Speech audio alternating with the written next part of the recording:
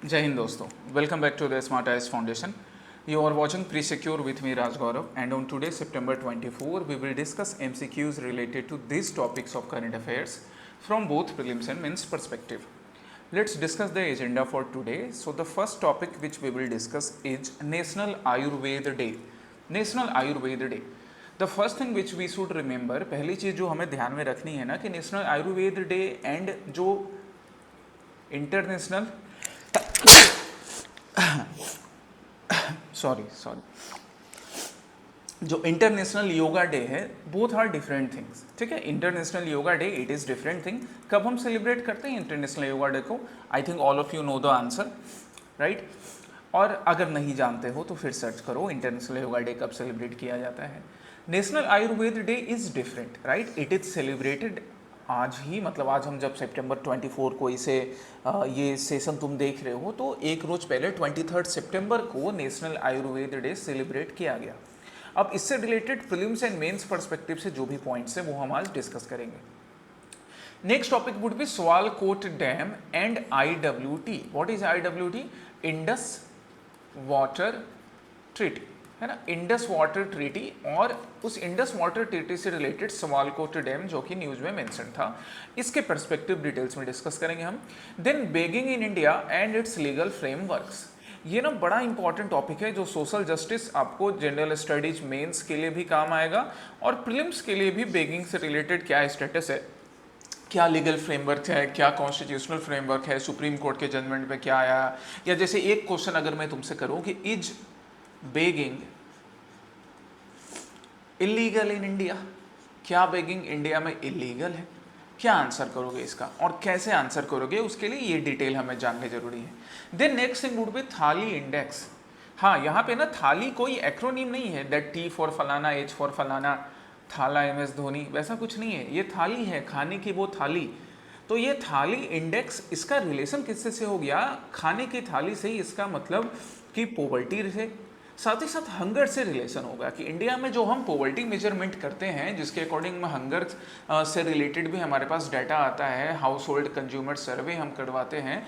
सो कितना जस्टिफाइड है, कितना सही है, क्या चेंजेस की ज़रूरत है, ये सारी चीज़ें हम थाली इंडेक्स में डिस्कस करेंगे.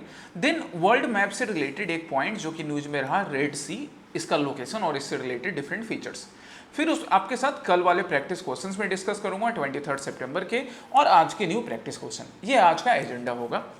आगे बढ़ने से पहले I want to share a quote with all of you जो कि श्रीमद् भागवत गीता से लिया गया है. श्रीमद् भागवत गीता के अध्याय 3 श्लोक 22 कर्म योग से, जहाँ पर कृष्ण कहते हैं अर्जुन को, न में पार्थेस्तु कर्तव्यम त्रिषु लोकेशु किंचनम नान वाप्तम वाप्तव्यम वर्त एव च कर्मणि. यहाँ पर भगवान श्री कृष्ण अर्जुन को समझा रहे होते हैं कि हे पार्थ, इस तीनों लोक में मेरे लिए कोई भी कर्म निर्धारित नहीं किया गया है, ना ही मुझे किसी चीज़ की लालसा है, किसी चीज़ की इच्छा है, फिर भी मैं अपने सारे निर्धारित कर्म करता हूँ. तो यहाँ श्री कृष्ण ना सिर्फ अर्जुन को बल्कि हम में से हर किसी को ये समझा रहे थे कि हम दो चीज़ों की वजह से तो जरूर कर्म करते हैं. एक कुछ पाने की लालसा, कुछ पाने की इच्छा. जैसे अभी तुम्हें सिविल सर्विसेज का एग्जामिनेशन क्लियर करना है तो आपके अंदर ये लालसा है, और फिर उसके बाद आपको असाइंड ड्यूटी. तो जब ये दोनों चीज़ हमारी ज़िंदगी में है फिर तो हमें सारे कर्म करने ही चाहिए. कृष्ण ने यहाँ पे बताया था कि आपको अगर ये दोनों चीज़ ना रहे फिर भी अपने कर्म करने हैं, जैसे भगवान श्री कृष्ण कर रहे थे. सारथी का रोल, मेंटोर का role, right? Remember this is the quote of the day and the quote of the life as well. अब हम फर्स्ट टॉपिक पर चलते हैं. पहला टॉपिक क्या है? नेशनल आयुर्वेद डे का. आप यहाँ पे देख सकते हो न्यूज ऑन एयर का अपडेट, PIB का update, that honourable prime minister national Ayurveda day के बेसिस दे रहे हैं. कब सेलिब्रेट किया जा रहा है? 23 सितंबर 2025. यहाँ पर एक थीम भी लिखा हुआ है, ध्यान दो इस थीम को. ऐसी चीज़ें ना फिल्म्स में बड़ी काम आती हैं. Ayurveda for people, Ayurveda for planet. Even essay लिखने के टाइम में भी आप ऐसे कोट्स यूज कर सकते हैं अगर मान लो आयुर्वेद से रिलेटेड आपका एसे आया तो, है ना, या बाकी जनरल स्टडीज के पेपर में. तो 2025 का जो आयुर्वेद डे मनाया गया, नेशनल आयुर्वेद डे, इसका थीम क्या रखा गया है? Ayurveda for the people, and obviously since people are living on this planet, so Ayurveda for the planet. Okay, चलिए अब हम इससे रिलेटेड डिफरेंट स्टेटमेंट्स देखते हैं, फिर इसके डिटेल में जाएंगे. पहला स्टेटमेंट क्या है? From this year onward Ayurveda day would be celebrated on 23 सितंबर earlier it was celebrated on Dhanvantari Jayanti और धनतेरस। एकदम सही बात है, इस साल से ये डिसाइड किया गया है, 2025 से ये डिसाइड किया गया है कि नेशनल आयुर्वेद डे को कब सेलिब्रेट किया जाएगा, 23 सितंबर को सेलिब्रेट किया जाएगा। इससे पहले आयुर्वेद डे सेलिब्रेट किया जाता था, नेशनल आयुर्वेद डे, पर कब किया जाता था, दिवाली से एक रोज पहले जब धनतेरस मनाया जाता है, जिसे धनवंतरी जयंती भी बोलते हैं, उस रोज मनाया जाता था।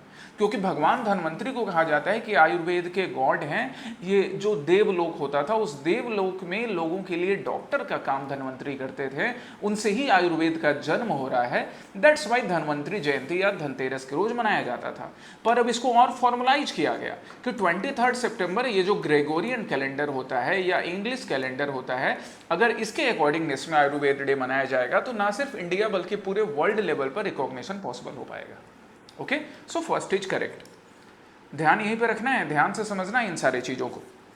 दूसरा क्या, the ministry of AYUSH was created on November 9, 2014 to support the promotion and development of AYUSH. AYUSH बोले तो Ayurveda, yoga, naturopathy, Unani, Siddha and homeopathy system in India. एकदम करेक्ट है। मिनिस्ट्री ऑफ आयुष का फॉर्मेशन ऑनरेबल प्राइम मिनिस्टर के लीडरशिप में नवंबर 9, 2014 को किया गया, so that Ayurveda, yoga, naturopathy, Unani, Siddha, homeopathy, ये सारे जो इंडिया के इंडिजीनियस सिस्टम्स है या इंडिया में काफी एंशिएंट टाइम से चले आ रहे हैं, उसका डेवलपमेंट प्रमोशन हो सके। Second is correct. Third, the central government started Ayurveda Day celebration in 2014 to create more awareness about Ayurveda. Actually ये पार्ट सही है, to create more awareness about Ayurveda, लेकिन 2014 में नहीं स्टार्ट किया था, इसकी शुरुआत हुई थी 2016 में। सो थर्ड रॉन्ग हो गया। अब पूछ आपसे क्या रहा है, how many of the above made statement is are true, तो कितने ट्रू हुए, 1 and 2 ना, तो आंसर क्या होगा, एनी 2। कौन सा एनी 2 भैया, तो 1 and 2 करेक्ट है। ठीक है, चलिए अब इनके डिटेल पर आते हैं हम नेशनल आयुर्वेद डे के। तो नेशनल आयुर्वेद डे को इस साल से डिसाइड किया गया है कि 23 सितंबर को मनाया जाएगा, एक यूनिफॉर्म डेट डिसाइड किया गया। पहले ये धनतेरस के रोज सेलिब्रेट किया जाता था। इसका फिक्स डेट देने से ना सिर्फ इंडिया में, इंडिया के हर एक पार्ट में, बल्कि वर्ल्ड लेवल पर भी आयुर्वेद की पहुंच और बढ़ सकेगी। पहली बार सेलिब्रेशन किया गया था 2016 में, मतलब 23 दिसंबर 2025 का जो आयुर्वेद डे है वो 10th सेलिब्रेशन है ना, 10th सेलिब्रेशन। थीम क्या है, Ayurveda for the people and Ayurveda for planet. याद रखिएगा कहाँ सेलिब्रेट किया गया, mainly all India institute of Ayurveda Goa में। बाकी इंडिया के अलग अलग जगहों पर भी सेलिब्रेट किया गया, बट इसका मेन सेलिब्रेशन हुआ कहाँ, all India institute of Ayurveda Goa. इस पॉइंट को भी याद रखो, all India institute of Ayurveda कहाँ पड़ता है, तो गोवा में पड़ता है। Okay, come to the next topic. अच्छा, नेक्स्ट टॉपिक पे आने से पहले थोड़ा हम आयुर्वेद के बारे में और जान लेते हैं। आयुर्वेद की हम बात करें तो it is one of the most ancient and well documented system of medicine, right. India का सबसे गर्व की बात है, प्राउड की बात है कि इंडिया से ही इसकी शुरुआत होती है, राइट, जो कि साइंस ऑफ लाइफ के रूप में भी इंग्लिश में ट्रांसलेट हो सकता है। बट आयुर्वेद, देखो मैंने पहले भी तुम्हें एंशिएंट हिस्ट्री की क्लासेस में पढ़ाया है या आगे भी पढ़ाऊंगा, Ayurveda does not only means कि ये आयु को, आपका जो आयु आप अभी देख रहे हो, जो हम जी रहे हैं, सिर्फ इसको नहीं, ये ओवरऑल वेल बीइंग को बढ़ाने का काम करता है। ठीक है, देन कौन से एंशिएंट इंडियन टेक्स्ट में इसका मेंशन मिलता है, तो चरक संहिता में इसका मेंशन मिलता है, जिसको लिखने वाले थे महर्षि चरक, जिनको कि महर्षि चरक को कहा जाता है कि he was the first who emphasize the digestion, metabolism and immunity. Maharshi Charak के चरक संहिता में आयुर्वेद का मेंशन मिलता है। महर्षि सुश्रुत के सुश्रुत संहिता में भी आयुर्वेद का मेंशन मिलता है, जिन्हें फादर ऑफ सर्जरी बुलाया जाता है। किसको, महर्षि सुश्रुत को। साथ ही साथ महर्षि पतंजलि, जिन्होंने योग सूत्र की स्थापना की, वहां पर भी आयुर्वेद का मेंशन है। इसके अलावा अष्टांग हृदय, माधव निदान, श्रांगधर संहिता, इनमें भी आयुर्वेद का मेंशन मिलता है। ऐसे नाम याद रखिएगा, ये यूपीएससी को बड़े प्यारे होते हैं। ऐसा टेक्स्ट तुमको दे देगा प्रीलिम्स में, पूछेगा भैया ये किससे रिलेटेड है, बताओ जरा।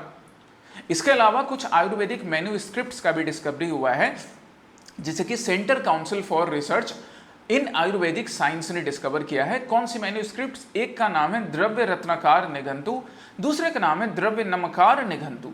ये दो मैन्यूस्क्रिप्ट्स हैं आयुर्वेद से रिलेटेड, इतना ध्यान रखना है बस आपको। बाकी हम और देखते हैं कि गवर्नमेंट ऑफ इंडिया आयुर्वेद के प्रमोशन के लिए क्या कर रही है। So government of India Ayurveda के प्रमोशन के लिए सबसे पहला काम क्या करती है, मिनिस्ट्री ऑफ आयुष का फॉर्मेशन 2014 में। इसके अलावा 2023 से government of India international standard organization, जिसको हम आईएसओ बोलते हैं, उसके साथ मिलकर इंटरनेशनल स्टैंडर्ड्स भी आयुर्वेद का बना रही है। साथ ही साथ भारत में भी इंटरनेशनल स्टैंडर्ड्स डेवलप किया जा रहा है ब्यूरो ऑफ इंडियन स्टैंडर्ड्स के अकॉर्डिंग। इसके अलावा मिनिस्ट्री ऑफ आयुष अलग अलग देशों के साथ ही साथ WHO के साथ MOU साइन कर रही है, जिससे कि इंडिया में आयुर्वेद के ऊपर और बढ़िया काम हो सके। WHO के साथ जो MOU साइन किया गया उसके अकॉर्डिंग एक global centre for traditional medicine Gujarat में सेटअप किया गया है, ये पॉइंट भी याद रखो। इसके अलावा वर्ल्ड आयुर्वेद कांग्रेस भी ऑर्गेनाइज किया जाता है, जो बाईएनियल इवेंट है, मतलब साल में 2 साल में एक बार किया जाएगा। लास्ट टाइम कब किया गया था? 2024 में। नेक्स्ट कब किया जाएगा? 2026 में। क्या नाम है? वर्ल्ड आयुर्वेद कांग्रेस। तो लास्ट जो 2024 में किया गया था, ये 10th एडिशन है। कहां पर? देहरादून में सेलिब्रेट किया गया। फर्स्ट आयुर्वेद कांग्रेस जो है वो 2002 में कहां सेलिब्रेट किया गया था? कोच्चि में।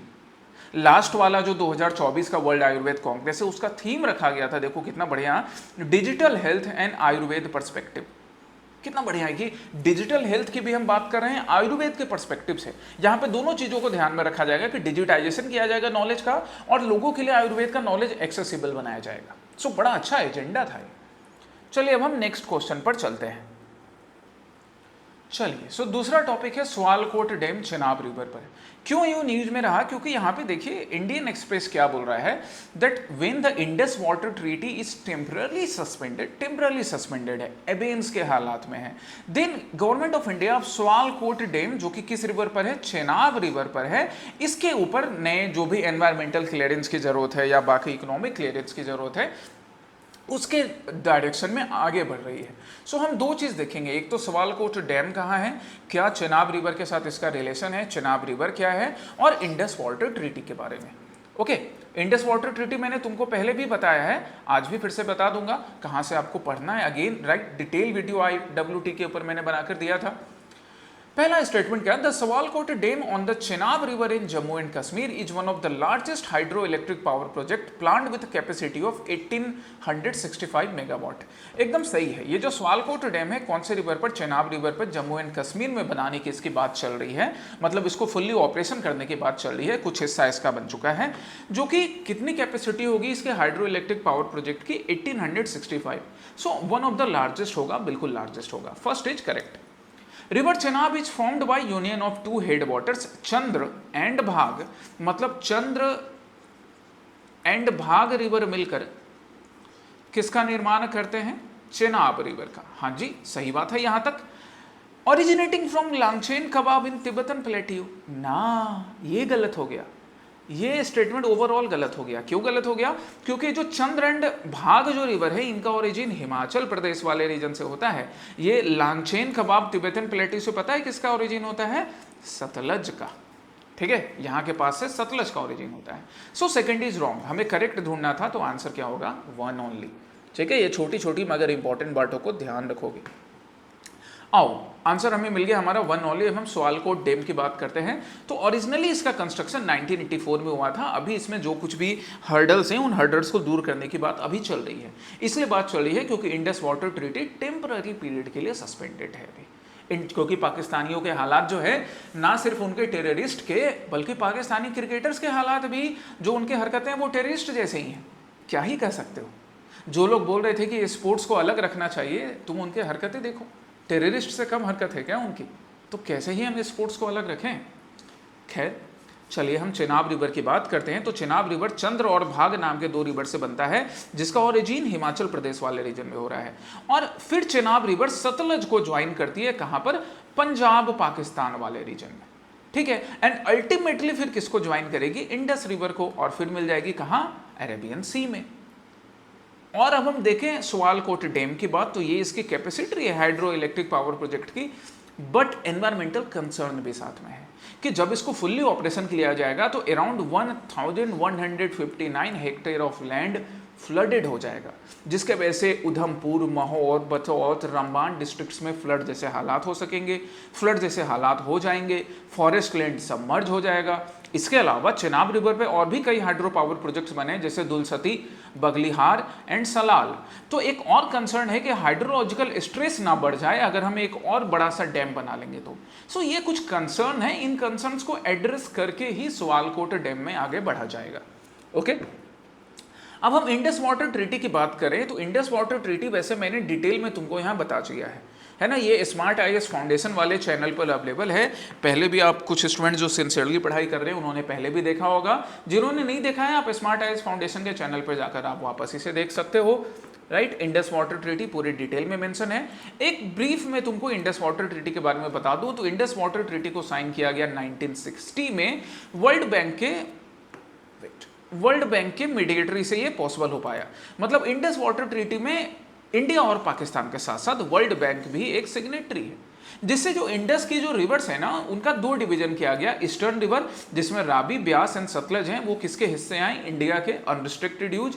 और वेस्टर्न रिवर जिसमें इंडस मेन रिवर हो गया, झेलम एंड चेनाब है। अब देखो ये सवालकोट डैम की जो बात हो रही है, ये जैसे हम डैम की बात कर रहे थे सवालकोट डैम की, ये कौन से रिवर पे बना है, चेनाब पर। तो जब हम इसमें आगे बढ़ेंगे तो पाकिस्तान को मिर्ची तो लगेगी बड़ी जोर से, दैट्स वाई ये चीज़ न्यूज़ में इतना इंपॉर्टेंट है।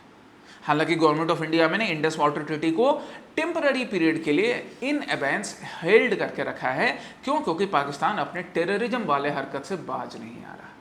ओके, चलिए, और ये इंडस वाटर ट्रीटी का डिटेल वीडियो आप स्मार्ट आईएएस फाउंडेशन के चैनल पर जाकर डिटेल में पढ़ सकते हो, देख सकते हो। ठीक है, अब हम नेक्स्ट क्वेश्चन पर चलते हैं। नेक्स्ट क्वेश्चन हमारा किससे related, legal framework concerning begging in India. क्या कह रहा है the Hindu, that the supreme court has said that beggars home are treated worse than prisons and run like discretionary charity by the state। मतलब सरकार को फटकार लगाई गई है state governments and union government को कि आप लोग ये जो बेगर होम चला रहे हो क्या डिस्क्रिशनरी चैरिटी चला रहे हो कि अपनी मर्जी से आपको जितना चैरिटी देना है उतना कर दिया, एकदम वर्स हालात पे रह रहा है, प्रिजन से भी वर्स हालात पे।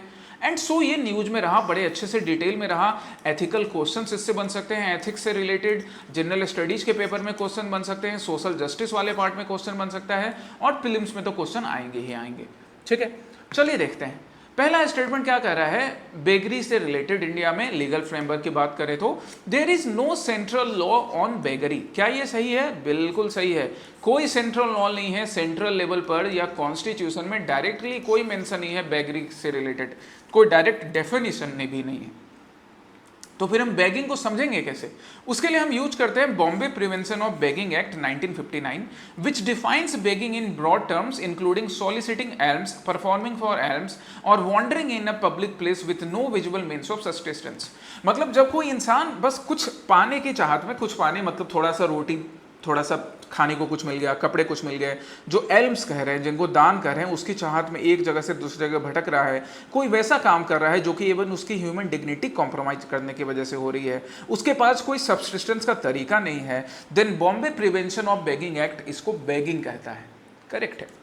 Criminalizing begging is considered a violation of Article 21 under the Indian Constitution। Yes, ये चीज हमें सुप्रीम कोर्ट के जजमेंट से, दिल्ली हाई कोर्ट के जजमेंट से मालूम पड़ी कि अगर बेगिंग को क्रिमिनलाइज किया जाएगा तो ये आर्टिकल 21 का वायलेशन होगा। तीनों स्टेटमेंट करेक्ट है, यहाँ ध्यान रखिएगा ये चीज। ठीक है, चलिए।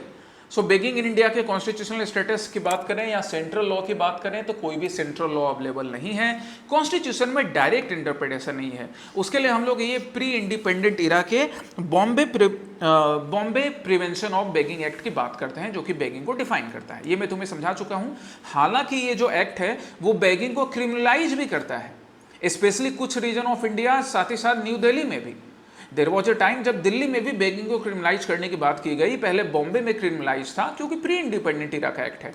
बट सुप्रीम कोर्ट ने क्या बोला, पहले दिल्ली हाई कोर्ट ने Harsh Mander versus union of India 2018 case में that begging can not be criminalised जब तक कि हम इसके सारे जो भी इश्यूज है उसको सॉल्व ना कर लें। सुप्रीम कोर्ट ने भी इस चीज को अपहेल्ड किया है and supreme court refuse to consider begging as an offence. So present status की हम बात करें, present status in India, begging is not a crime. ठीक है, उसके लिए आप ये दोनों जजमेंट का रेफरेंस दे सकते हो। स्पेशली ये याद रखना, प्रीलिम्स में डायरेक्ट भी क्वेश्चन आएगा, मेंस में वैल्यू एडिशन में काम करेगा। Harsh Mander versus union of India case, जहां पे दिल्ली हाई कोर्ट ने जजमेंट दिया था और उसको अपहेल्ड किया सुप्रीम कोर्ट ने अलग अलग केसेस में। So begging is not a crime. Constitutional safeguard की बात करें तो कॉन्करेंट लिस्ट जो है, जो कि यूनियन ऑफ इंडिया और स्टेट गवर्नमेंट दोनों के लिए, दोनों के बीच जो, जैसे सपोज मान लो अलग अलग मैटर्स होते हैं, हेल्थ की बात हो गई, फाइनेंस की बात हो गई, कम्युनिकेशन की बात हो गई, या बेगरी की बात हो गई। तो हेल्थ, फाइनेंस, कम्युनिकेशन और एडुकेशन वो सब अलग अलग है, हम देखेंगे union list, state list, concurrent list में।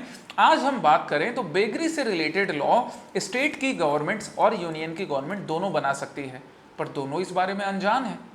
And that's why they are not following article 21, क्योंकि आर्टिकल 21 ये इंश्योर करता है कि हर इंसान ना सिर्फ अपनी जिंदगी जिए बल्कि डिग्निटी के साथ जिए। एक बड़ा कंसर्निंग फिगर है यहाँ पे, देखो important figure, as per census 2011 India has around this number of beggars and vagrants. Vagrants मतलब जो एक जगह से दूसरी जगह भटकते रहते हैं तलाश में, बस बेसिक नीड की तलाश में। गवर्नमेंट ऑफ इंडिया ने कुछ इनिशिएटिव्स स्टार्ट किए हैं, जैसे हम यूनियन गवर्नमेंट के इनिशिएटिव की बात करें तो स्माइल प्रोग्राम, स्माइल बोले तो support for marginalised individuals for livelihood and enterprises, किसके under? Union ministry of social justice and empowerment. कौन है यूनियन मिनिस्टर, तुम मुझे बताओगे कमेंट करके ढूंढ कर, that who is the union minister of social justice and empowerment. Goal क्या रखा गया है? बेगर फ्री इंडिया बाय 2026, जो कि नहीं होने वाला है क्योंकि सही से काम नहीं चल रहा है। इसके अंदर दो सब स्कीम है, स्माइल के अंदर दो सब स्कीम है। एक है सेंट्रल सेक्टर स्कीम, अर्थात 100% फंडिंग सेंट्रल गवर्नमेंट करेगा for rehabilitation of welfare of transgenders person से रिलेटेड, और दूसरा है रिहेबिलिटेशन ऑफ बेगर्स। सो ये भी सेंट्रल सेक्टर स्कीम है, 100% फंडिंग सेंटर ही करेगा। ये दोनों स्कीम किसका पार्ट हो गया? स्माइल का। पर अभी बहुत कुछ करना बाकी है, बेगर फ्री इंडिया 2026 तक नहीं पॉसिबल है। नेक्स्ट क्वेश्चन आएगा थाली इंडेक्स के ऊपर, बिकॉज द हिंदू नहीं, यहां हम इंडियन एक्सप्रेस का हवाला ले रहे हैं। बड़े अच्छे से क्या बोल रहा है, that measuring poverty shouldn't be about calories, India needs a थाली इंडेक्स। कि सिर्फ हम कैलोरीज मेजर करके या हम सिर्फ पॉवर्टी लाइन की बात करके, बीपीएल लाइंस की बात करके सिर्फ इंडिया में पॉवर्टी मेजर नहीं कर सकते। हमें थाली इंडेक्स चाहिए कि जो थाली आपके सामने मिल रही है, आप सिर्फ रोटी प्याज खा रहे हो कि रोटी प्याज दाल सलाद चावल सब खा रहे हो, मतलब ओवरऑल न्यूट्रिशियस फूड मिल पा रहा है कि नहीं। चलिए बड़ी अच्छी बात है जी। अब देखते हैं थाली इंडेक्स से रिलेटेड। खैर पीजी में रहने वाले जो हमारे स्टूडेंट हैं फिर तो वो भी बोलेंगे कि साहब हमारे साथ भी तो नाइंसाफ़ी हो रही है। कोई नहीं, अब क्या करोगे, अभी जब पढ़ाई कर रहे हो घर से बाहर रहकर तो थोड़ी तकलीफ उठानी पड़ती है। इट्स ओके, यही तकलीफ तुमको बेटर बनाएगी। बाकी जब मौका मिले तो अच्छा अच्छा खाना खा लिया करो, हमें भी खिला दिया करो। चलिए थाली इंडेक्स की बात करते हैं। पहला स्टेटमेंट क्या है? The thali index method evaluates food deprivation by determining if households can afford a basic balanced meal which comprises rice, dal, roti, vegetable, curd, salad. अभी भूख जैसी लग रही है मुझे, चलो अभी इस पे ध्यान नहीं देते हैं। तुम लोग भी ये खाने की वैरायटी पर, मेन्यू पे ध्यान नहीं देना। ये समझना थाली इंडेक्स का मतलब, जो कि ये डिसाइड करता है कि जो थाली गरीब तक या किसी इंसान तक पहुंच रही है वो बैलेंस्ड मील है या नहीं। First is correct. Second, it reveals hidden deprivation as many households cannot afford even 2 थाली a day despite low official poverty levels. Yes, it is correct। और बड़ी कंसर्निंग बात है कि ऑफिशियल लेवल पे तो चाहे वो गवर्नमेंट ऑफ इंडिया हो या स्टेट गवर्नमेंट्स हो या फिर वर्ल्ड बैंक हो या WHO हो, ये सारे तो बोलते तो हैं कि पॉवर्टी का लेवल कम हुआ है ग्लोबल लेवल पे, इंडिया लेवल पे, पर अभी भी हम अपने देश की बात करें तो कई लोग 2 वक्त की पूरी थाली नहीं अफोर्ड कर सकते हैं। तो बड़े शर्म की और बड़े कंसर्न की बात है गाइज। इनकरेक्ट पूछ रहा था, दोनों स्टेटमेंट वैसे करेक्ट हैं, सी आंसर नहीं चूज करना है। क्या चूज करना है? डी, क्योंकि दोनों करेक्ट थे और आपको इनकरेक्ट ढूंढने बोल रहा था। ठीक है, चलिए थाली इंडेक्स को डिस्कस करें। सो थाली इंडेक्स क्या है? एक नया टाइप का इंडेक्स। अभी रिसेंटली न्यूज में क्या हो रहा, क्रिसिल नाम की एक कंपनी है, राइट, रेटिंग कंपनी, वो क्या कर रही थी, थाली इंडेक्स के ऊपर बात कर रही थी, जो कि एक्चुअली में फूड डिप्राइवेशन को एड्रेस करेगा। ये दोनों चीज को एड्रेस करेगा, nutritional value as well as dietary satisfaction, जिससे कि हर एक इंसान, वो गरीब हो, बिलो पॉवर्टी लाइन में हो, अबव पॉवर्टी लाइन में हो, उसका ये डिसाइड हो सके कि क्या उसको न्यूट्रिशनल डाइटरी सेटिस्फैक्शन मिल रहा है कि नहीं। साथ ही साथ थाली index PDS public distribution system में जो कुछ भी कमियां हैं उसको भी अंडर स्कोर करता है। जैसे क्या कमी ये कि adopting this price we found that in 2023-2024 up to 50% of the rural population and up to 20% of the urban population could not afford 2 थाली per day। क्राइसिल ने बोला कि एक थाली की कीमत लगभग 30 रुपए होती है, हालांकि इससे ज़्यादा होती है, फिर भी मान लो ये कम करके लगा रहा है। अब इस कम करके थाली के अकॉर्डिंग भी 50% rural population and 20% urban population 2 वक्त की पूरी थाली नहीं जुगाड़ कर पा रहे हैं। सोचो 30 रुपये थाली के हिसाब से भी, 30 रुपये में तो थाली क्या, यहाँ पे आपको एक प्लेट अच्छे से समोसा नहीं मिले। वैसे एक प्लेट समोसा 2 अगर 15 का आ रहा है तो मिल जाएगा, बट समोसा न्यूट्रिशियस नहीं हुआ ना। समोसे को छोड़ो, थाली पर आ जाओ। याद रखना इस चीज़ को, इस फिगर को। और हम यहाँ पर देखते हैं क्या क्या कंसर्निंग फिगर्स हैं, क्या कंसर्न है। एक तरफ वर्ल्ड बैंक क्या बोलता है, वर्ल्ड बैंक बोलता है कि इंडिया में जो पॉवर्टी है वो कम हुई है। 16.2% था 2011-12 में, लेकिन 2022-23 में कितना हो गया, 2.3%। तो अपना ना चेस्ट थम्पिंग करने का जरूरत नहीं है कि वाह वाह वाह वाह वाह बहुत बढ़िया हुआ, ऐसा नहीं है। एक्चुअली में थाली इंडेक्स बोल रहा है कि भाई हम तो अच्छे से 2 वक्त का खाना नहीं खिला पा रहे हैं देश में लोगों को, और उसके लिए पीडीएस भी कई हद तक जिम्मेदार है। क्या लिमिटेशन है पीडीएस का, कि पीडीएस मेनली सेरेल्स प्रोवाइड करता है, राइस एंड व्हीट। पर राइस एंड व्हीट से आप क्या कर लोगे, अच्छे से खिचड़ी भी नहीं बना पाओगे, मतलब प्रोटीन लैक रहेगा ना। दाल तो नहीं दिया जा रहा है, इसलिए लो इन प्रोटीन। खिचड़ी बनाने के लिए भी दाल की तो जरूरत होगी, सब्जी की जरूरत होगी। सीरियस न्यूट्रिशनल गैप है पब्लिक डिस्ट्रीब्यूशन सिस्टम में, because poorest 5% of rural household consume only half as many pulse as the richest 5%। जो रिचेस्ट 5% है उनका आधा से भी कम जो पल्सेस है वो कंज्यूम कर पाती है हमारे rural house hold. In rural India, top 10% of the consumers by expenditure receive up to 88% of the subsidy। मतलब जो 10% अमीर कंज्यूमर्स हैं रूरल इंडिया में, उनको 88% सब्सिडी मिलती है। ये लार्ज स्केल पे करप्शन को दिखा रहा है, जिसका हिस्सा तुमको नहीं बनना है, सही करने की कोशिश करना। And that's why food deprivation remained 40% in rural and 10% in urban area even after having PDS support। Public distribution system support होने के बाद भी 40% rural and 10% urban population food deprivation से गुजर रहा है। This are concerning figure which we need to address. Next question की बात करें तो वर्ल्ड मैप बेस्ड एक क्वेश्चन है जो कि रेड सी पर बेस्ड है। Why? Because recently the internet services of Microsoft and others were hit by cable cuts in red सी। अब ये देखो, केबल कट जैसे इंसिडेंसेस अलग अलग रीजन से हो सकते हैं। कभी नेचुरल रीजन के वजह से, अर्थक्वेक सुनामी के वजह से भी हो सकता है, कभी ड्रिलिंग के वजह से होता है, कभी मान लो कि किसी ने जानबूझकर केबल कट कर दिया, जैसे पायरेट्स वगैरह कभी ये ट्राई करने की कोशिश करते हैं। अलग अलग रीजन से केबल कट हो सकता है। हमारे लिए केबल कट आज क्वेश्चन नहीं है। हम किस पे क्वेश्चन डिस्कस करेंगे? रेड सी पर, क्योंकि cable cut is a very normal event. पहला स्टेटमेंट क्या, रेड सी से रिलेटेड क्या? It is an inlet of Atlantic ocean lying between Africa and Asia. अब ये आंसर करने के लिए आपको क्या चाहिए, बोलो क्या चाहिए? वर्ल्ड मैप चाहिए। ये रहा मैप, ये रहा मैप। ये मैप बेस्ड क्वेश्चंस में रेगुलर इसलिए करवाता हूं ताकि मैप आपके दिलो दिमाग पर छप जाए, ये लोकेशंस। ठीक है, रेड सी को देखिए। रेड सी, ये रहा रेड सी, रेड रेड टेक्स्ट के अंदर, रेड रेड इंक के अंदर, और यहाँ पर इंडियन ओशन है। तो रेड सी एक्चुअली में किसका इनलेट हो गया? इंडियन ओशन का ना, अटलांटिक का कैसे? और एशिया अफ्रीका के बीच है, ये बात तो हमें पता है। ये रहा अफ्रीका, ये रहा एशिया। आंसर सही है। It is an inlet of Indian ocean, Atlantic ocean नहीं, इसलिए गलत। तो ओवरऑल गलत। हालांकि अफ्रीका एशिया के बीच पड़ता है, वो बात सही था, बट ओवरऑल स्टेटमेंट गलत हो गया। सेकंड क्या? It is the world's northernmost tropical sea and has been designated at global 200 eco reason.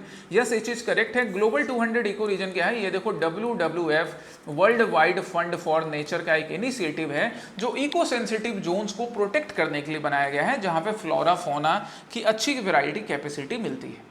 और वर्ल्ड का नॉर्दर्न मोस्ट ट्रॉपिकल सी भी है रेड सी हमारा, so second is correct. Third, it is named as red sea for having very high iron content that gives the water a reddish hue. Actually not, है ना। Iron content की वजह से इसका लाल colour नहीं होता है, एल्गी की वजह से होता है। इनकरेक्ट ढूंढना था, ध्यान दो। तो हम कौन सा आंसर लिखेंगे? 1 और 3, मतलब सी।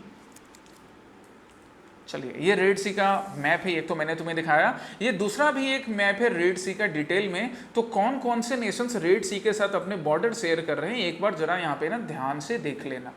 ओके, चलिए हम रेड सी की बात कर लें, रेड सी से रिलेटेड डिटेल्स की। तो ये इनलेट है किसका, इंडियन ओशन का। ये इंडियन ओशन का पानी इधर घुस गया। वर्ल्ड का नॉर्दर्न मोस्ट ट्रॉपिकल सी है। किस वजह से इसका कलर लाल होता है, बिकॉज ऑफ ट्राइकोडेशियम यूरेथ्रियम एल्गे। ये जो एल्गे है ना, इसके ब्लूम के वजह से यहाँ पे ये एल्गल ब्लूम होता है, एल्गल ब्लूम होता है। ये जो एल्गी है, इस एल्गे का प्रोपोर्शन इतना बढ़ जाता है कि पानी हमें कैसा दिखने लगता है, ब्लू है पानी, पानी से बन जाता है, लाल है पानी, पानी लाल कलर का। ठीक है, ग्लोबल 200 इको रीजन में इसको काउंट किया जाता है as per world wide fund for nature, क्योंकि काफ़ी रिच है डिफरेंट स्पीसीज के लिए। इसके ओपनिंग की बात करें, लोकेशन की बात करें, एक बार देखो मैं फिर से मैप को क्लियर कर देता हूं। तो इसके साउथ में क्या है, साउथ में Bab el Mandeb strait and gulf of Aden है। Bab el Mandeb strait and gulf of Aden इस रीजन में पड़ेगा।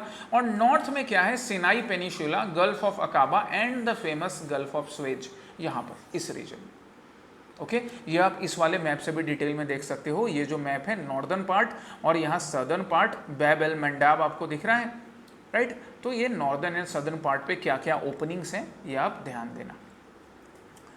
अब हम प्रैक्टिस क्वेश्चन पर आते हैं। तो कल 23 सितंबर को जो पहला प्रैक्टिस क्वेश्चन था वो था दादा साहेब फाल्के अवार्ड से रिलेटेड।